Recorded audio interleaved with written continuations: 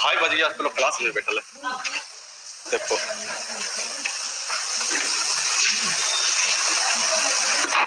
Hello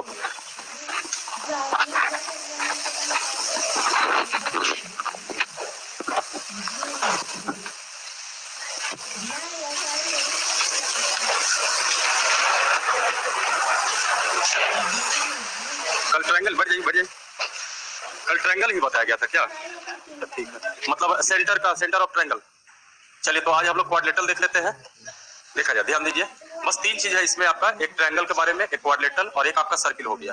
quadrilateral में कहा जाए तो अलग अलग प्रकार होंगे, जैसे किसी को रेक्टेंगल बोला जाएगा, किसी को स्क्वायर रहेंगे, कोई जो है पैरेललोग्राम भी रहेगा, कोई जो है ट्रेपेजियम रहेगा, कोई रोम्बस भी रहेंगे। तो ये इतना प्रकार होते हैं, सबसे क्वेश्चन कुछ ना पूछा ही जाएगा। सबसे पहले हम कहें तो क्वाड्रिलेटरल यानी जनरल क्वाड्रिलेटरल यानी सिर्फ चतुर्भुज की अगर बात किया जाए तो मतलब होता है जिसमें 4 भुजा होता है उसको चतुर्भुज कहेंगे। मेंसुरेशन है, उसके तहत हम लोग देखेंगे कि किस तरह से हम एरिया इसका निकालें और किस तरह से इसका पेरीमीटर निकालें। अभी सिर्फ चतुर्भुज, कभी कभी आप सेट मारिएगा, ये आपका पैकेज में भी क्वेश्चन होगा इस तरह का कि एक चतुर्भुज है जिसका एक विकर्ण जो है 24 है, विकर्ण पर डाले गए लंबों की लंबाई क्रमशः 5 और 10 है, तो कहेगा चतुर्भुज का क्षेत्रफल निकालिए। तो ये सिर्फ चतुर्भुज है, यानी जनरल है, ना तो ये आयत है या ना ये वर्ग है, यानी इसमें 4 गो भुजा होनी चाहिए। तो इसके आधार पर कहा जाए तो एक पहला यहां से भी फॉर्मूला तैयार होता है कि सिर्फ चतुर्भुज का अगर क्षेत्रफल निकालना है तो उसका कैसे क्षेत्रफल निकाला जाए। जबकि ध्यान रखिए, त्रिभुज का क्षेत्रफल के सहारे ही चतुर्भुज का क्षेत्रफल आप सारा को निकाल सकते हैं, चाहे रेक्टेंगल रहे, स्क्वायर रहे, किसी तरह का फिगर रहे। सपोज किया जाए कि अगर हम एक चतुर्भुज बनाते हैं जिसमें कोई कंडीशन नहीं है कि कोई बराबर है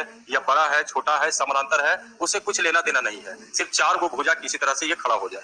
अब जरा सोचिए कि अगर हम यहां से डायगोनल इसको जब मिलाएंगे तो ये डायगोनल कहलाएगा। किसी भी चतुर्भुज में 2 विकर्ण हो सकते हैं, जैसे ही एक विकर्ण को अगर आप मिलाइएगा तो ये देखिए एक त्रिभुज बन गया, ये भी एक त्रिभुज बन गया। जरा सोचिए कि इस चतुर्भुज का क्षेत्रफल निकालने के लिए ये त्रिभुज का क्षेत्रफल, ये त्रिभुज का क्षेत्रफल दोनों को जोड़ दिया जाएगा, तब भी तो एरिया ऑफ क्वाड्रिलेटरल बोला जा सकता है। अब इसके लिए सोचिए कि अगर मान लिया जाए कि ये सिर से इस पर परपेंडिकुलर की है, मान लिया जाए कि इस लंब की लंबाई जो है वो p के बराबर है, इधर से भी अगर परपेंडिकुलर किया जाएगा इस त्रिभुज के लिए, मान लिया जाए कि इसकी लंबाई q है। अगर ये डायगोनल है, इसकी लंबाई को अगर d से इंडिकेट किया जाए और अगर हम चतुर्भुज का क्षेत्रफल निकाले तो कह सकते थे कि ये त्रिभुज का क्षेत्रफल और ये त्रिभुज का क्षेत्रफल दोनों को जोड़ देंगे तब भी चतुर्भुज का क्षेत्रफल। जबकि त्रिभुज का क्षेत्रफल बराबर बेसिक कहा जाए तो हाफ गुने आधार गुने ऊंचाई, याद रखिए। अब जरा सोचिए कि अगर इस ट्रायंगल का एरिया आप निकालना चाहिएगा तो इसका बेस कौन होगा, ये वाला जो किसके बराबर है d, और इसका हाइट कौन हो जाएगा p, यानी पहला कहिएगा area of triangle half into d गुना क्या लिखिएगा p। उसके बाद अगर इस ट्रायंगल का भी एरिया निकालिएगा तो नोटिस कीजिए यहाँ से परपेंडिकुलर किया गया है तो फिर ये बेस का काम करेगा और ये फिर से आपका हाइट हो जाएगा,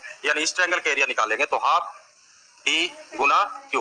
अब जरा सोचिए अगर दोनों को जोड़ दिया जाए तो ये एरिया ऑफ क्वाड्रिलेटरल हो जाएगा। जबकि इसमें कुछ कॉमन देखिए तो हाफ d दोनों में मिल रहा है, अगर आप हाफ एंड d कॉमन निकालिएगा तो क्या बचेगा p प्लस q। यही एक फार्मूला हो गया। अगर इसको लैंग्वेज में कहा जाए तो फार्मूला ये हुआ कि किसी भी चतुर्भुज का क्षेत्रफल निकालना है तो हाफ गुने एक विकर्ण और विकर्णों पर डाले गए लंबों की लंबाई का योग। जैसे एग्जाम में क्वेश्चन पूछते हैं कि एक चतुर्भुज है और इसमें चतुर्भुज में एक विकर्ण की लंबाई जो है वो दिया हुआ रहेगा, सपोज कीजिए 24, ये यहाँ से परपेंडिकुलर किया गया है, इसका मान 5 है, यहाँ से परपेंडिकुलर किया जाए इसका मान 10 है, कहेगा क्षेत्रफल निकालिए। तो ये फार्मूला स्टार्टिंग में यही सपोर्ट करेगा आपको। इसको कहते हैं जनरल। जिस तरह से ट्रायंगल में था कि तीनों भुजा देल है तो उसका हीरोज फार्मूला के आधार पर हम एरिया निकालते हैं, उसी तरह से यहाँ कहा गया कि जनरल किसी कोई भुजा बराबर नहीं हो, समानांतर नहीं हो, कोई 90 डिग्री का हो या ना हो तो उससे फर्क नहीं पड़े, सिर्फ 4 को भुजा होनी चाहिए। तो इस स्थिति में क्षेत्रफल बराबर हाफ गुने एक विकर्ण, विकर्ण का मान कितना हुआ 24 और डाले गए लंबों की लंबाई का योग अर्थात 10, 5, 15 डील कीजिएगा, आपका आंसर तैयार हो। नोट कीजिएगा, जल्दी से फटाफट कीजिए, खिलाइए।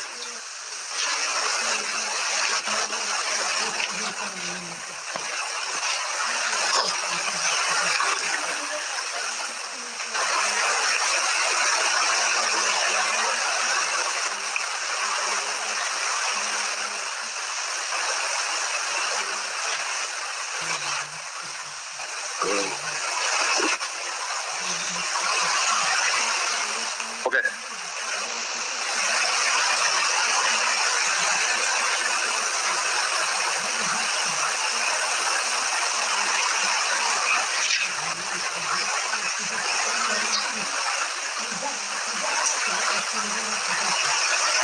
मिटा दे।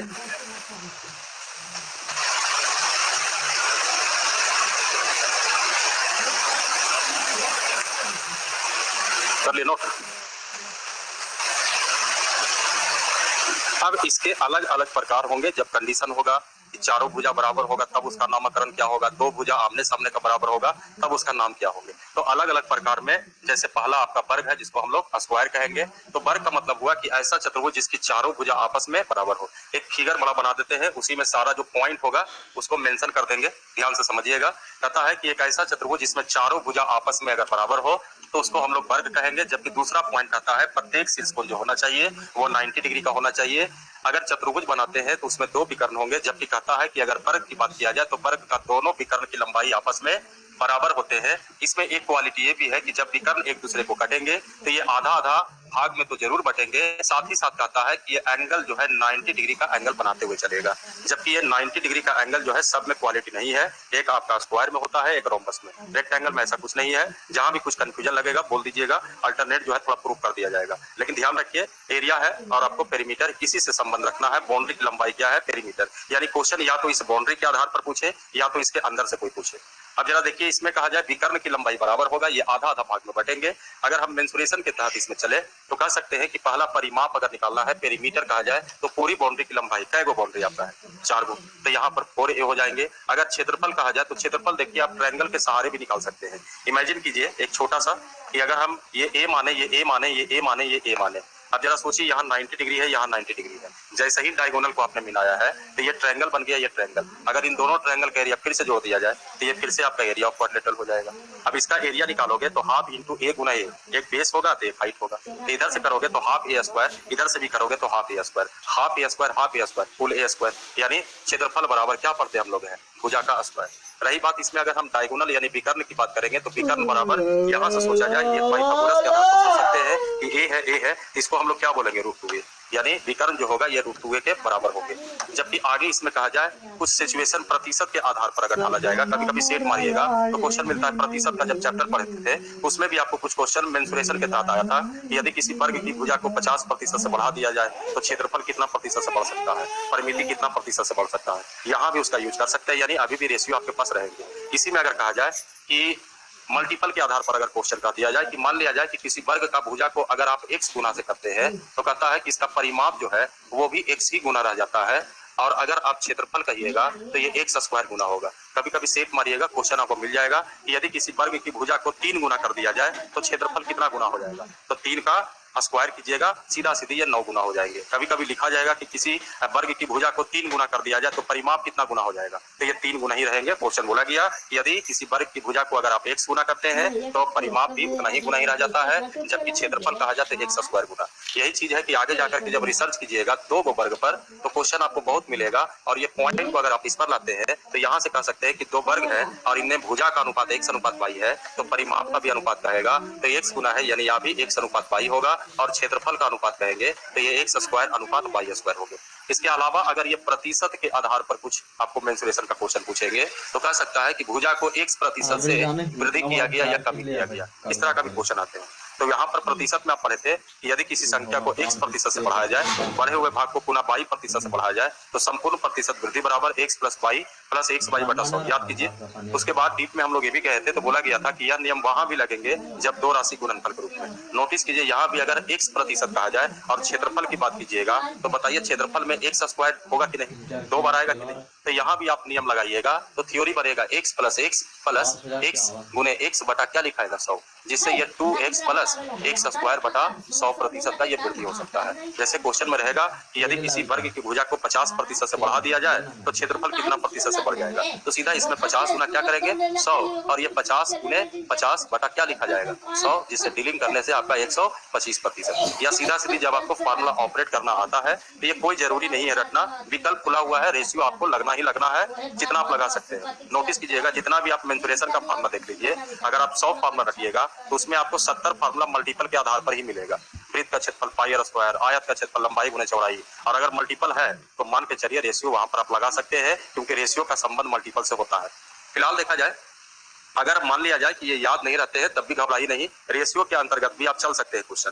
टाइप के माध्यम से कुछ बताया जाएगा, घबराइएगा नहीं। एक समझ सकते हैं कि अगर हम कह दें कि भुजा को 50% से बढ़ा दीजिए, तो अगर आप इसको याद नहीं रखते हैं तो रेशियो ध्यान रखिए। 50% का मतलब पहले का भुजा 100 होगा तो अब का भुजा कितना होगा, 150। अगर हम अनुपात करेंगे तो 10:15, या और भी इसको आप काट सकते हैं। बिल्कुल 2 होगा तो ये कितना होगा, 3। अब आपका क्वेश्चन कहा क्षेत्रफल कितना प्रतिशत से बढ़ गया, तो क्यों ना हम इस पॉइंट को यहाँ पर एक्टिव कर ले कि अगर भुजा का अनुपात 2:3 है तो क्षेत्रफल का अनुपात करेंगे तो स्क्वायरिंग करना पड़ेगा। तो ये 4 होगा तो ये कितना होगा, 9। बताइए कितना का मार्जिन है, 5 का। प्रतिशत वृद्धि जैसे निकालते थे वैसे निकालिएगा तब भी आपका आंसर आ जाएंगे।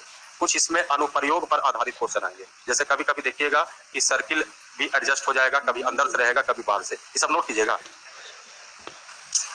अच्छा कर कर कर कर, कर।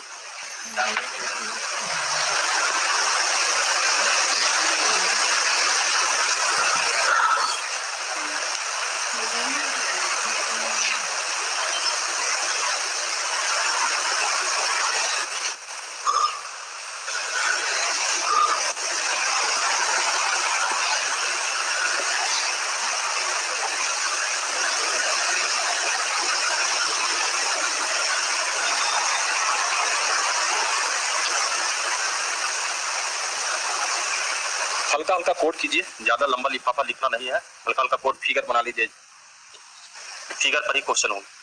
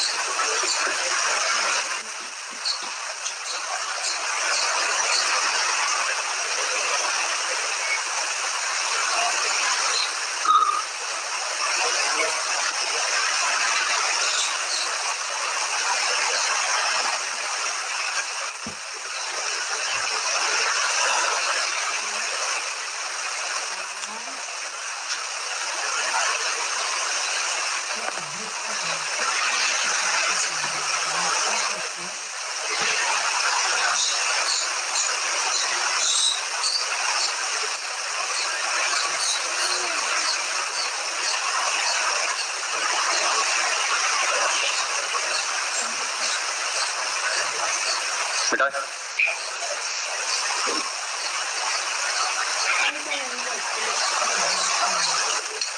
बेटा दे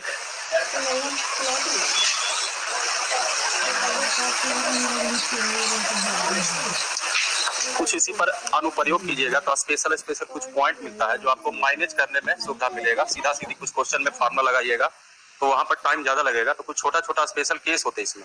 जैसे कहने का मतलब हुआ कि अगर एक वर्ग है, वर्ग में एक विकर्ण को मिलाएंगे तो ये पार्ट भी आपस में बराबर होगा, तो कोई वर्ग नहीं निकालेगा, ट्रायंगल निकाल के डबल कर देगा।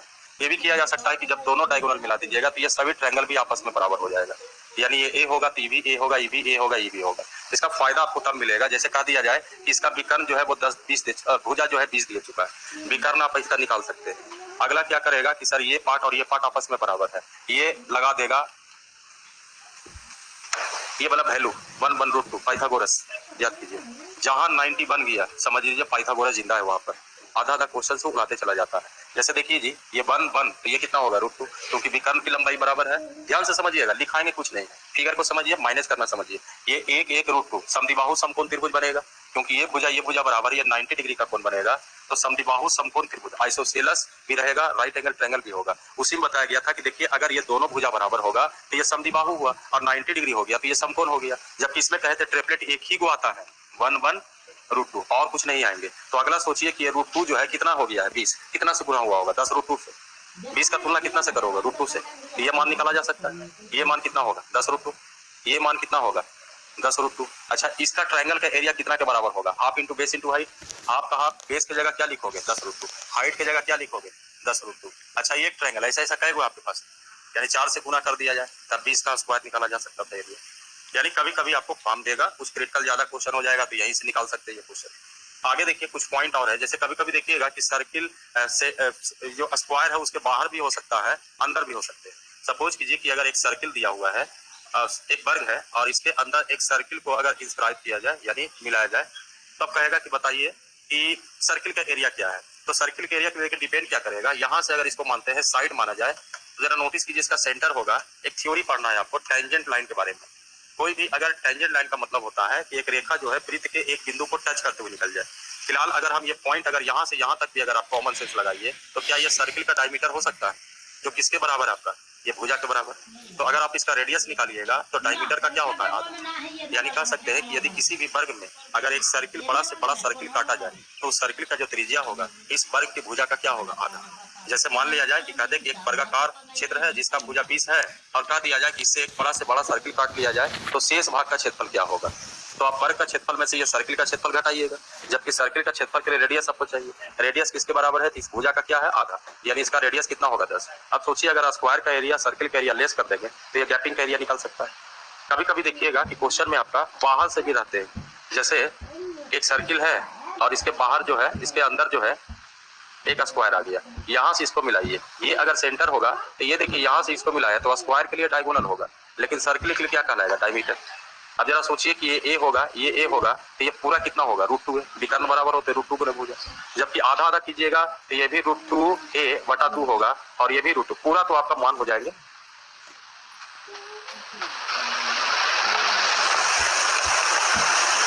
देखिए ध्यान दीजिए, बटा अगर आता है तो इसको ऐसे कर लीजिए, इसको r मानिएगा तो भी क्या हो जाएगा, ये सेंटर है तो पूरा कितना हुआ, 2r। तो 2r का मतलब हुआ ये वर्ग का विकर्ण भी हो सकता था। अब वर्ग का विकर्ण दिया हुआ है 2r के बराबर, तो वर्ग की भुजा निकालेंगे तो विकर्ण बराबर फार्मूला आपका होता है √2 गुने भुजा। विकर्ण किसके बराबर हो रहा है, 2r के बराबर। और अगर हम √2 से भागा दे तो √2r किसका मान हो जाएगा, वर्ग का भुज के बराबर हो जाएगा। यानी इसका मान जो होगा वो √2r के बराबर होगा। ये अगर डिजिट रहेगा तो ज्यादा फ्लेक्सिबल हो जाता है, और मानने से अगर प्रॉब्लम होगा डिजिट वहां रहेंगे। जैसे क्वेश्चन में अगर दिल रहेगा कि एक वृत्त है, इसके अंदर जो है एक सर्किल को गुजारा जाए, इसके बाद दे देगा कि यदि वृत्त की परिधि, कहेगा कि वृत्त का परिधि जो है वो 132 मीटर के बराबर है, तो कहा जाएगा कि बताइए वर्ग का परिमाप क्या होंगे। अब इसके लिए देखिए ये सब चीज आपको सपोर्ट करेगा, हेल्प हुआ करेगा। वृत्त की परिधि कितना दिया हुआ है, 132। जाहिर सी बात है परिधि है तो उससे त्रिज्या निकल जाएगा। परिधि बराबर अभी काम चलाइए 2πr, अभी काम चलाइए, बाद में तो फिर माइनस करना सिखा देंगे, 2πr। तो अगर आप यहाँ पर 2πr मान पुट कीजिएगा तो r का मान निकल जाएगा, जो निकल जाए। तो निकाल सकते हैं इसको, 27 या 28 कैसे निकालिएगा, 21 28 यही सब आएगा। 21 आ गया। क्या किए, 2πr बराबर ये रखिए 132। अच्छा इसमें कुछ पॉइंट याद रहेगा, जैसे वृत्त की त्रिज्या 7 होगा तो परिधि कितना होगा, 44। क्षेत्रफल कितना होगा, अगर ये याद रहता है तो फार्मूला याद करने की जरूरत नहीं है, आपका रेशियो पर थोड़ा सा कमांड होनी चाहिए। देखिए इसलिए हम आपको रोक दिया कलम कि आप निकाल कैसे रहे। 2πr से ही निकाले आप। अगला क्या करेगा, रट लेगा पॉइंट को, कहेगा छोड़ो फार्मूला, डिजिट को रट। वृत्त की त्रिज्या 7 तो परिधि कितना, 44। ये दिमाग में बैठा लीजिए। तो ठीक है, यहाँ पर अगर त्रिज्या 7 होगा तो परिधि कितना है, 44। आपका परिधि कितना बोल रहा है, तो कहेगा 132 परिधि होगा तो त्रिज्या कितना होगा। यही देखिए काटिएगा कितना बार में कटता थी, ये 27 यानी त्रिज्या 21 हो जाएगा। आपको आंसर से मतलब है तेजी भी हो जाएगा। रेशियो आपका पढ़ा हुआ है उसके आधार पर आपको बता रहे हैं। देखिए फिलहाल अगर कहा जाए तो अभी त्रिज्या आप निकाल सकते हैं, त्रिज्या कितना है 7। जब त्रिज्या 7 आ गया तो यहाँ से आप मिलाइएगा तो ये पूरा कितना हो जाएगा, डायमीटर है, ये पूरा कितना हो गया, 14। अब 14 हो गया, ये तो वर्ग है। और वर्ग में कहा जाए तो कुछ लोग इसमें फार्मूला लगाएगा, कुछ लोग इसको ट्रिपलेट सुनाएगा, ये 1 होगा, टी भी 1 होगा, टी कितना होगा, √2। जबकि पूरा मान किसके बराबर है, 14। कितना से भागा दीजिएगा, √2 से, कितना बार में कटेगा, 7 √2, यानी इसका मान कितना हो जाएगा, 7 √2।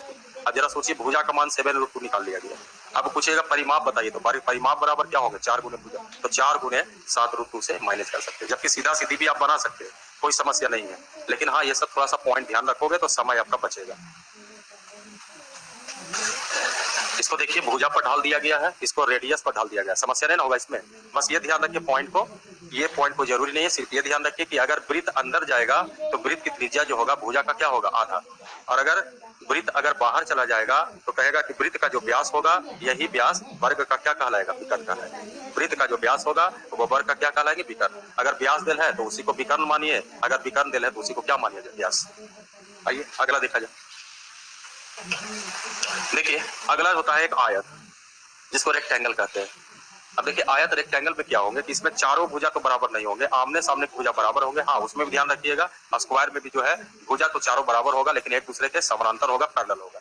अगर हम चतुर्भुज दूसरा करें, आयत की बात करें, तो आयत में ध्यान रखिए, कहता है कि इसमें चारों भुजा तो बराबर नहीं होंगे, लेकिन आमने सामने की भुजा बराबर होंगे। और यही कारण है कि एक को लंबाई और एक को चौड़ाई बोल दिया जाता है। अगर आप इसको लंबाई बोलते हैं, इसको चौड़ाई। यहाँ पे पॉइंट के रूप में ध्यान रखिएगा, ये L है, ये B है। दूसरा पॉइंट यहाँ भी कहता है कि प्रत्येक शीर्ष कोण कितना डिग्री का होगा, 90 डिग्री का होगा। यहाँ भी दोनों विकर्ण की लंबाई बराबर होते हैं, जबकि ध्यान रहे कि जब दोनों विकर्ण की लंबाई तो जरूर बराबर होगा, एक दूसरे को अगर ये कटेगा तो एक बिंदु पर कटेगा, लेकिन ये 90 डिग्री का कोण कहीं से नहीं बनाएंगे। लेकिन हाँ, आधा आधा भाग में बढ़ सकता है, इसमें कोई परेशानी नहीं है, लेकिन 90 डिग्री नहीं होंगे।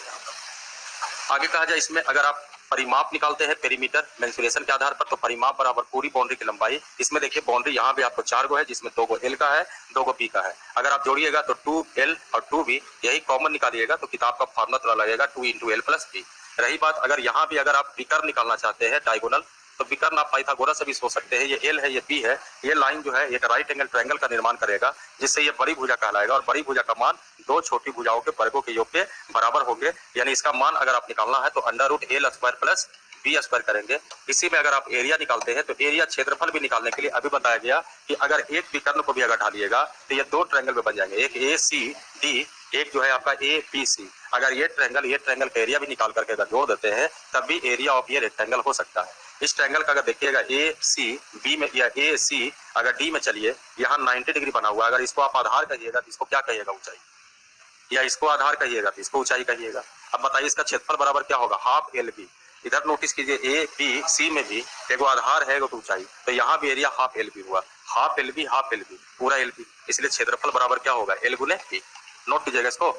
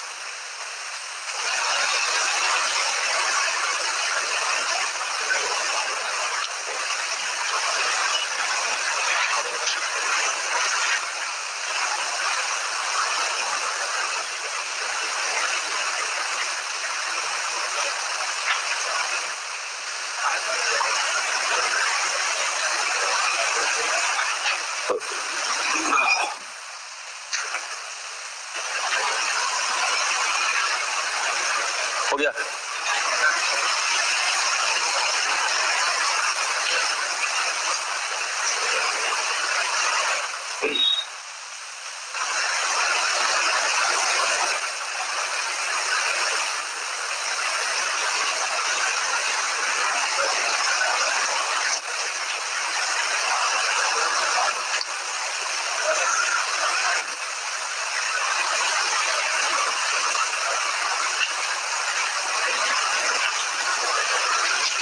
देखिए ध्यान दीजिए, यहाँ भी अगर आयत में कहिएगा तो आयत में अंदर से सर्किल नहीं जाएगा, ये ध्यान रखिएगा। नहीं, ये एलिप्स बन जाएगा, अंडाकार बन जाएगा, कभी सर्किल नहीं होगा। हाँ, बाहर से सर्किल हो सकता है, अगर आप आयत बनाते हैं तो ये सर्किल जो है ये टच करेगा तो ये डायगोनल का आधा बीचों बीच जाएगा, इसलिए इससे क्वेश्चन आपको पूछता नहीं है। जब भी पूछेगा तो वर्ग को लचीलापन कर सकता है क्वेश्चन में। अगला देखिए पॉइंट है आपका समानांतर चतुर्भुज बोलते हैं एक को, इसको शायद इंग्लिश में पैरेललोग्राम बोला जाएगा। देखिए समानांतर चतुर्भुज में कहता है कि आमने सामने की भुजा जो है वो बराबर होनी चाहिए, जबकि आयत में भी नोटिस कीजिए वहां भी कहा आमने सामने की भुजा बराबर है। अंतर कहाँ खाता है, तो आयत में जो होगा वो प्रत्येक शीर्ष को 90 डिग्री होता है, लेकिन समानांतर चतुर्भुज में प्रत्येक शीर्ष को 90 डिग्री नहीं होगा। हाँ, ये बोल सकते हैं कि एक दूसरे दो लगातार कोणों का योग 180, यानी ज्योमेट्री आप वहाँ एक्टिव कर सकते हैं। मेंसुरेशन से यहाँ पर कुछ ज्यादा अंतर नहीं खाएंगे, लेकिन हाँ थोड़ा सा का अंतर ये है, इससे कुछ मेंसुरेशन का कुछ पॉइंट आपका निकलेगा। जैसे ध्यान रखिए, सबसे पहले एक पैरेललोग्राम की बात करें तो यहाँ पर अगर कहा जाए कि आमने सामने की भुजा बराबर होगा, यानी ये ए है तो ये भी ए होगा, ये बी है तो ये भी बी होगा, लेकिन 90 डिग्री का एंगल नहीं बनेंगे। पैरेलल होने का सब में गारंटी है, एक दूसरे के पैरेलल आयत भी था, वर्ग भी था, समानांतर चतुर्भुज है। अब इसमें देखिए फार्मूला देखिएगा तो इसका होता है बेस इंटू हाइट। इसमें 2 गो बेस होगा, 2 गो हाइट होगी। सबसे पहले नोटिस कीजिए इसमें कि कोई 90 डिग्री का कोण तो नहीं बनेगा। ज्योमेट्री इसमें आप लाते हैं, अगर एंगल ये सब लाते हैं तो यहाँ से सोच सकते हैं कि 2 समानांतर रेखा को एक तिर्यक रेखा काटते हैं, इसके एक ही ओर के अंतः कोणों का योग 180। तो ये बोला जा सकता है कि 2 लगातार कोणों का योग 180, आमने सामने का कोण बराबर, क्योंकि ये और ये मिला के 180, ये और ये मिला के 180, बी दोनों से हट जाएगा तो ए और सी आपस में बराबर, ऐसा सोच सकते हैं। लेकिन 2 लगातार कोणों का योग 180। ज्योमेट्री से अगर मेंसुरेशन में निकलते हैं तो यहाँ पर या तो परिमाप पूछेगा या तो क्षेत्रफल पूछेगा। परिमाप कहा जाए तो परिमाप बराबर, अभी भी मेंटलिटी बना के चलिए, पूरी बाउंड्री की लंबाई, उसको ही परिमाप कहा जाएगा। यानी परिमाप 2a प्लस 2b, कॉमन निकालिएगा तो 2 इंटू a प्लस b। जबकि क्वेश्चन नहीं पूछेगा परिमाप से, एरिया में खूब घुमाएगा ये क्वेश्चन। आइए एरिया को समझते हैं। जबकि अभी भी बोला गया कि एरिया निकालने के लिए किसी का भी क्वाड्रेटर, चाहे किसी प्रकार का क्वाड्रेटर है, अब देखिए तीसरा तरह का क्वाड्रेटर पढ़ रहे हैं, इसमें भी कहा जाएगा डायगोनल को मिलाइए, ट्रायंगल बनाइए, एरिया निकाल दीजिए। यानी क्वाड्रिलेटरल अगर एरिया निकालना है तो डायगोनल को मिलाने से ट्रायंगल बनेगा, और ट्रायंगल बनेगा वो आपको पहले से पढ़ा हुआ है। यहाँ भी अगर आप नोटिस कीजिए कि इसको अगर हम मिला देंगे तो बताइए 2 गो ट्रायंगल बना है कि नहीं बना।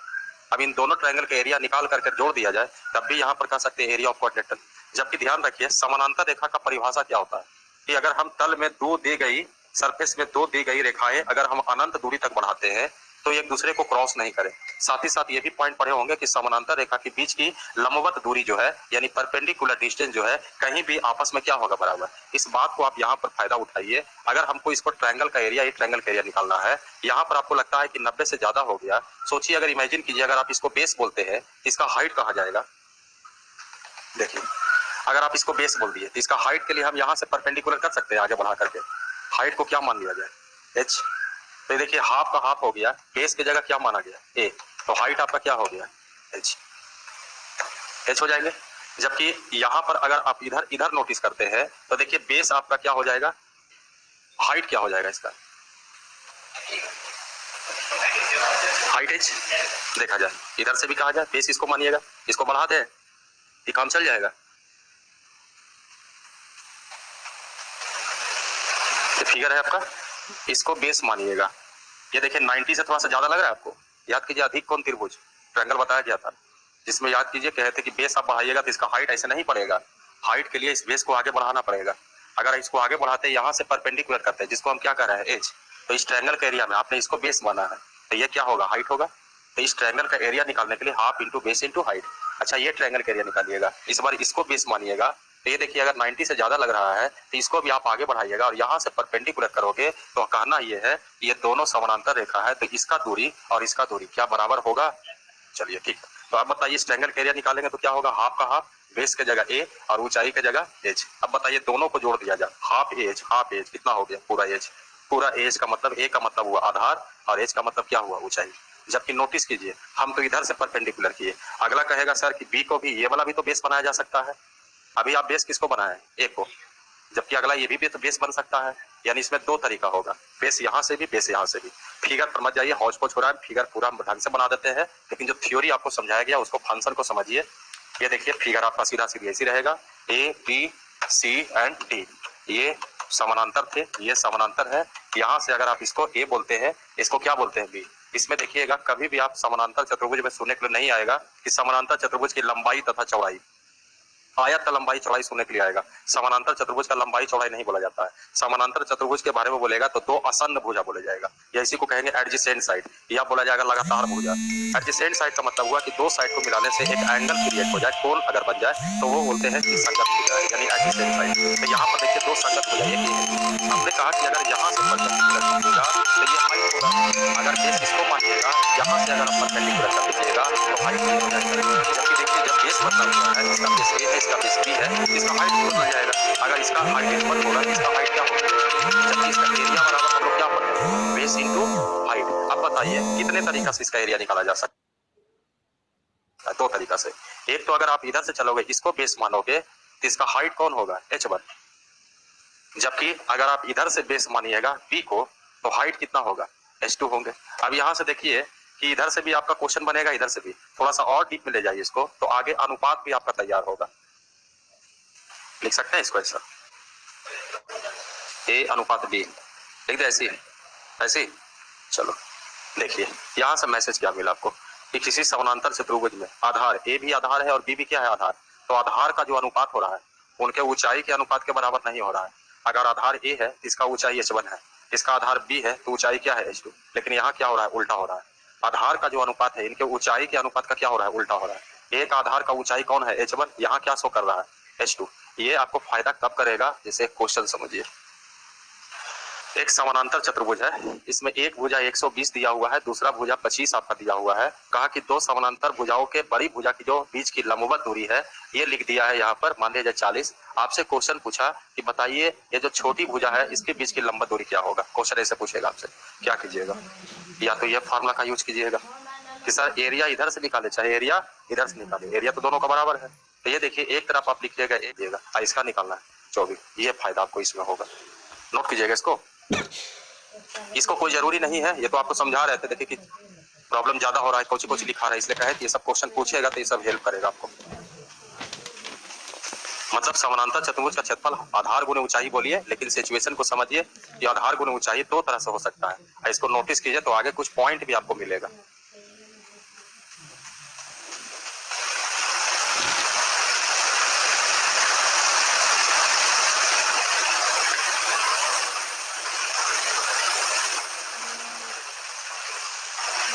समानांतर चतुर्भुज पैरेललोग्राम,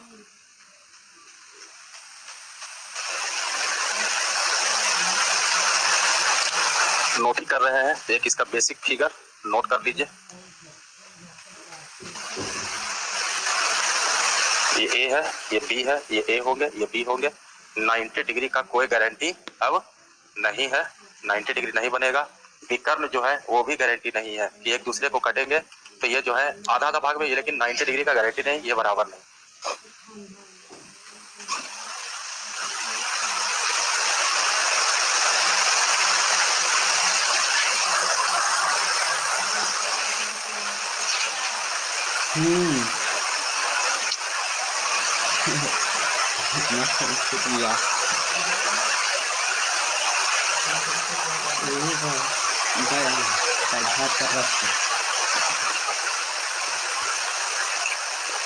हो गया, अरे नहीं नोट करो बाबू, इसी एग्जाम्पल आपको दिए, क्वेश्चन आएगा तो ये फायदा करेगा। खाली नोट कीजिए, ये कोई जरूरी नहीं है। मिटाए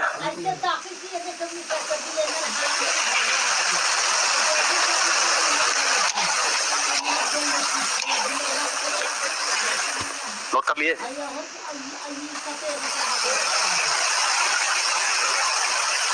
मिटा दे।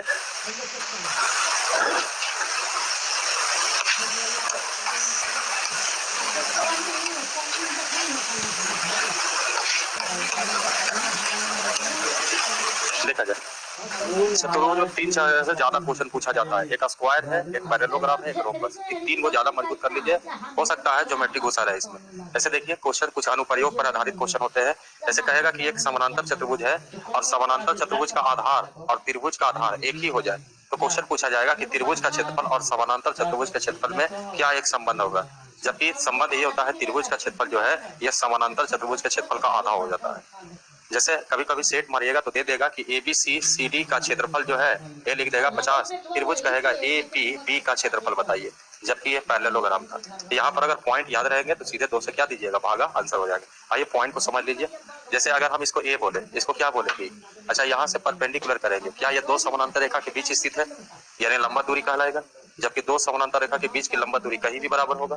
अब अगर हम इस चतुर्भुज का क्षेत्रफल निकालना चाहेंगे ए बी सी डी का, और एक अगर हम त्रिभुज का क्षेत्रफल निकालना चाहेंगे, त्रिभुज ए बी पी का क्षेत्रफल, चतुर्भुज का क्षेत्रफल समानांतर है तो फार्मूला हो गया आधार गुने ऊंचाई। आधार ये होगा तो ऊंचाई h होगा, यानी a इंटू एच। लेकिन अगर हम त्रिभुज में आएंगे तो देखिए ये भी आधार होगा, ये ऊंचाई होगा, तो फार्मूला क्या होता है, हाफ ए एच। ये एच कैंसिल हो जाएगा, ये 2 इधर चल जाएंगे, यानी इसी को आप 2 बटा क्या लिख देगा, बस इधर से ये भागेगा या 2 इधर जाएगा। तो कह सकते हैं कि त्रिभुज A B C A B P का जो क्षेत्रफल है, ये देखिए ये इधर गया, 2 नीचे आ गया, यानी चतुर्भुज कह सकते हैं ए बी सी डी के क्षेत्रफल का क्या होगा, आधा होगा। ये पॉइंट है। इसी में अगर कहा जाए ये भी हो सकते हैं कि अगर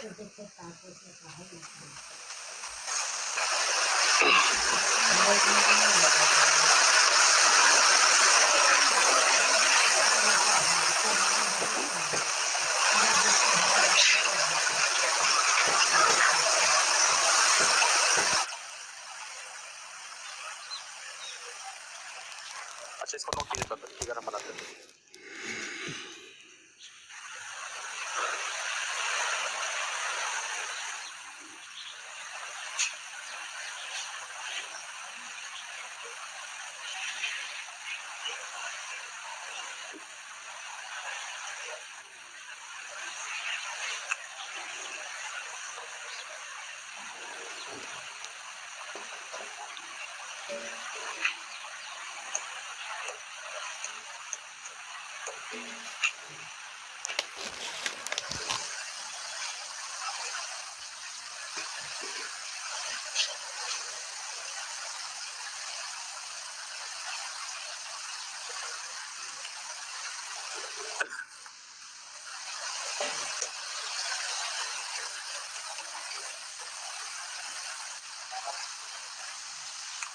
हाँ जी, नोट कर ली इसको।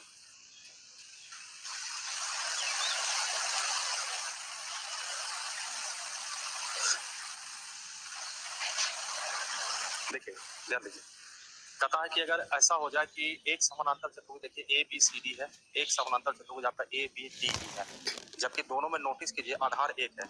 अगर आप ए बी सी डी में चलिएगा तो आधार ए बी लेते हैं, तो अगला ए बी डी ई में भी चलिएगा तो आधार ए बी होगा। वहां पर देखिए त्रिभुज का आधार और चतुर्भुज का आधार एक हो गया, तो त्रिभुज का क्षेत्रफल चतुर्भुज का क्षेत्रफल का क्या होगा, आधा। जबकि यही चीज 9th क्लास में थ्योरम पढ़ना है आपको, ये 10वां क्लास में मेंसुरेशन में क्वेश्चन आते हैं, जबकि 9th क्लास का थ्योरम ही आपको पढ़िएगा। तो इसका रियल थ्योरी ये है कि कई चतुर्भुज यहाँ पर समानांतर चतुर्भुज में, क्योंकि सेपरेट किया गया है मेंसुरेशन के लिए, लेकिन जनरल इसको कीजिएगा तो जनरल थ्योरी 9th क्लास में पढ़ना क्या है कि अगर एक चतुर्भुज है, समानांतर नहीं, अगर एक चतुर्भुज हो और एक त्रिभुज हो और दोनों का आधार एक हो, जबकि चतुर्भुज और त्रिभुज दोनों समानांतर रेखा के बीच स्थित हो, तो त्रिभुज का क्षेत्रफल चतुर्भुज के क्षेत्रफल का आधा हो जाता है। जबकि इसको प्रक्रिया लाया गया है समानांतर चतुर्भुज के आधार पर, तो उसको हिडन कर करके सीधा सीधी बताया गया कि समानांतर चतुर्भुज का क्षेत्रफल और त्रिभुज का क्षेत्रफल अगर दोनों का आधार एक होंगे तो त्रिभुज का क्षेत्रफल समानांतर चतुर्भुज के क्षेत्रफल का आधार। इसी चीज को थोड़ा सा और पॉइंट बढ़ाइएगा तो हो सकता है कि दोनों जो है एक आधार हो और दोनों, जैसे वहां पर एक चतुर्भुज था एक त्रिभुज था, लेकिन यहाँ पर दोनों का आधार ऐसा है जो दोनों जो है चतुर्भुज है। एक चतुर्भुज आपका ए बी सी डी है पैरेललोग्राम, और एक आपका पैरेललोग्राम है ए बी डी ई। तब कहता है कि अगर दोनों का आधार एक होगा, इन दोनों का क्षेत्रफल भी आपस में बराबर होगा। यानी ए बी सी डी का क्षेत्रफल बोलिए या ए बी डी ई का क्षेत्रफल बोलिए। आइए इसको भी मुझमानी आप समझ लीजिए। अगर हम यहाँ से यहाँ तक का आधार को ए माना जाए, जरा सोचिए कि अगर आधार ए मानते हैं, यहाँ से अगर हम परपेंडिकुलर करें, ये ए होगा तो बाबू ये भी ए में कोई दिक्कत नहीं है, क्योंकि आमने सामने के भुज आपस में बराबर। अच्छा ये ए है तो ये भी एक समानांतर चतुर्भुज है, तो ये भी तो ए हो सकता है। अब जरा सोचिए कि अगर आप इसको आधार मानते हैं, यहाँ से अगर आप परपेंडिकुलर कीजिए तो ये तो समानांतर रेखा है, यहाँ से भी इस पर भी परपेंडिकुलर कीजिएगा तो ये क्या होगा, समानांतर रेखा। जबकि अगर आप इसको एच बोलिएगा तो ये भी क्या होगा, एच। अब देखा जाए एक आपका चतुर्भुज जो है ए बी सी डी पर आइए, और एक चतुर्भुज आपका है ए बी डी ई का क्षेत्रफल। ए बी सी डी एक समानांतर चतुर्भुज है, इसमें देखिए इसका क्षेत्रफल निकालिएगा तो ये आधार का काम करेगा, तो ये ऊंचाई का काम करेगा, तो इसको क्या बोल सकते हैं, ए एच। अच्छा इसमें अगर आप आते हैं ए बी डी ई में, तो ये आधार का काम करेगा, तो ये ऊंचाई का काम करेगा, तो यहाँ भी क्या बोलिएगा, एच। जिसे कर जाता है, जिसे कहता है कि आपस में क्या होगा, बराबर। यही चीज ध्यान रखिएगा कि अगर दो समानांतर रेखा, समानांतर चतुर्भुज हो और दोनों का आधार एक हो, तब ऐसे हालात में दोनों का चतुर्भुज का क्षेत्रफल आपस में बराबर। चतुर्भुज ए बी सी डी का क्षेत्रफल जो होगा ये बराबर चतुर्भुज ए बी डी ई का क्षेत्रफल। ये यही पॉइंट है, ये मिटा दे, ये वाला मिटा दे, देखो ले।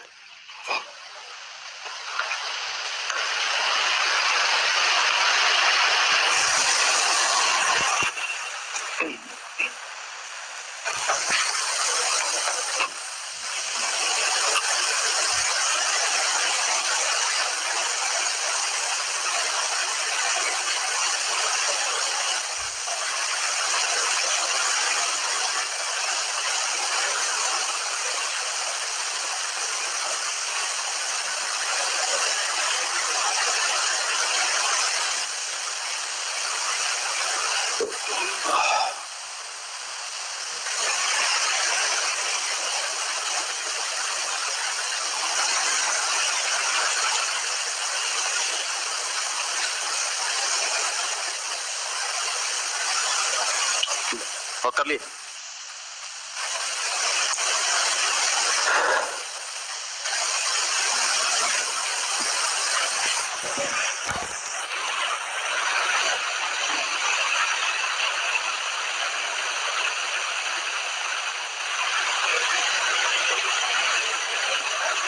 दो और है बस, ज्यादा नहीं। एक ट्रेपेजियम है, एक रोम्बस है। ट्रेपेजियम देखिएगा, अब छोटा छोटा तो पॉइंट ही है।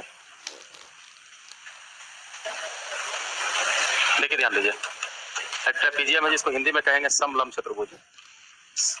ट्रेपेजियम, इसमें क्या होता है कि दो भुजा जो होंगे समानांतर होंगे। बस खाली फिगर, जैसे बर कहते हैं तो बर का मतलब तो चारों भुजा बराबर है, कम से कम ये सब जानकारी होनी चाहिए। फिगर से पता चले कि ये कैसा फिगर है, समानांतर है या समचतुर्भुज है, वो कंडीशन ध्यान रखिए। बाकी कुछ अनुप्रयोग वाला तो अलग से बताया जाएगा। अभी सिर्फ आपको किया जा रहा है, पॉलिश किया जा रहा है कि जो फार्मूला भूले हैं उसको ध्यान रखिए। फिगर का मतलब क्या होनी चाहिए, जैसे यहाँ समानांतर समलंब चतुर्भुज, तो अगर हम पढ़ देंगे कि बताओ जी समलंब है क्या है, तो कुछ कंडीशन होनी चाहिए। वही कंडीशन आपको शो किया जा रहा है कि जैसे समलंब चतुर्भुज का मतलब होता है ऐसा चतुर्भुज जिसकी दो भुजा समानांतर हो। बस ये कंडीशन, दो भुजा समानांतर हो उसको कहेंगे ट्रेपेजियम कहेंगे। अब देखिए, दो भुजा समानांतर में फिगर ऐसा भी हो सकता है, ये इसके पैरेलल हो जाए। दो भुजा असमानांतर होता है, ये फिगर ऐसा भी सोचा जा सकता था कि सर नीचे छोटा कर दिया जाए, ऊपर बड़ा कर दिया जाए, तब भी कोई समस्या नहीं है। कभी कभी दाएं बाएं करेगा तो फिगर ऐसा भी किया जा सकता है। ये देखिए, ये भी सब समलंब चतुर्भुज है। इसमें देखिएगा, अगर ये है ये बी है, यहाँ भी अगर कहा जाए इसका एरिया आप निकालना चाहते हैं, एक डायगोनल को मिलाइए तो इस ट्रायंगल का एरिया निकाल के जोड़ दिया जाए, तब भी एरिया ऑफ ये ट्रेपेजियम हो जाएगा। इसके लिए भी क्या कीजिए कि अगर आप मान ले जाए कि इसको बेस मानते हैं, ये देखिए 90 से ज्यादा भाग रहा है, यानी ये अधिक कोण त्रिभुज होंगे। अगर आप इसको बेस मानते हैं, इसको आगे बढ़ाएंगे और यहाँ से परपेंडिकुलर करेंगे, इसका ऊंचाई एक होगा, जबकि ये समानांतर, यहाँ से भी परपेंडिकुलर कीजिएगा तो इसका ऊंचाई क्या होगा, एच। जबकि इस त्रिभुज का क्षेत्रफल निकालेंगे तो हाफ का हाफ बेस की जगह बी लिखिएगा और ऊंचाई की जगह क्या लिखिएगा, एच। इस ट्रायंगल का अगर आइएगा तो हाफ का हाफ बेस पूरा ए हो जाएगा और ऊंचाई की जगह एच। इन दोनों में देखिए क्या कॉमन है आपका, है हाफ एच। हाफ एच, ये क्षेत्रफल निकल रहा है, हाफ एच कॉमन निकालिएगा तो क्या बचेगा, ए प्लस बी। ये देखिए फार्मूला हो गया कि समलंब चतुर्भुज का क्षेत्रफल बराबर होता है हाफ गुने ऊंचाई, हाफ गुने ऊंचाई इंटू समानांतर भुजाओं की लंबाई का योग। चलिए बाकी कल ही देखिएगा।